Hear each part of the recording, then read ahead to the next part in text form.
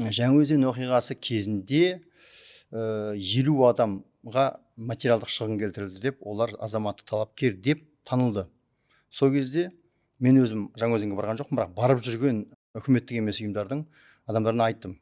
Іс қазақша жүріп жатыр, толығымен қазақша жүріп жатыр. Қылмыстық іс жүргізу кодексі, қазіргі қылмыстық процестік кодекс дейміз ғой, ол уақытта қылмыстық іс жүргізу кодексі дейтін.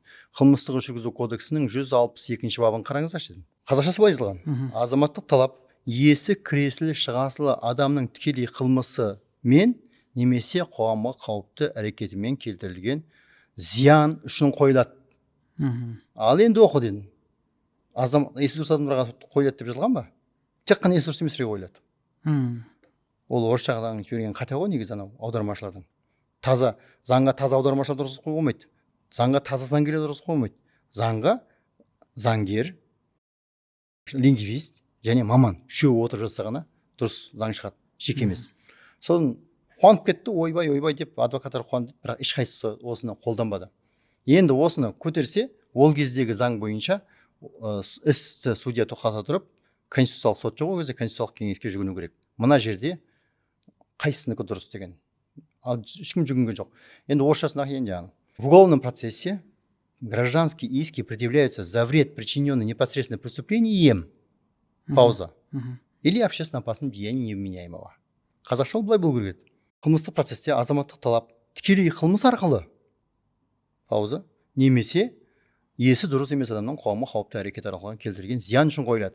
Ал ана аудармашы стилистиканы түсінбегендіктен, синтаксисті түсінбегендіктен, орыс тілі мен қазақ тілінің айырмашылығын түсінбегендіктен алғанда бәрін есі дұрыс емеске жауап жүрген. Есі дұрыс адамға тымда қойылмайды. Осы сорақы өрескел қате, қызық айтайын. Осыны мен 99 жылдан бастап жазып келе жатырмын.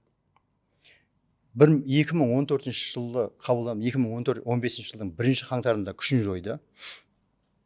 99-дан бастап жазып келе жатырмын. 2000 болды.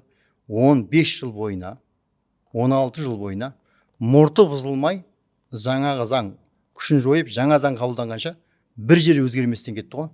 Және біз оны айқайлайтын жерге шейін айқайладық. Кімнің о кезде ғылым академиясының мемлекет және заң институтының директоры Сапарғалиев болатын, мен аспирант болатынмын. Осыны көрсеткен кезде ол кісі сұмдық таңғалды, осындай қателер тұрма деді.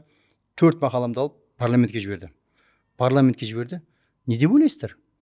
Өмір кең ой, аңсап туып ой. Қош бол деп айтын, тағы да бірдеңе дедің.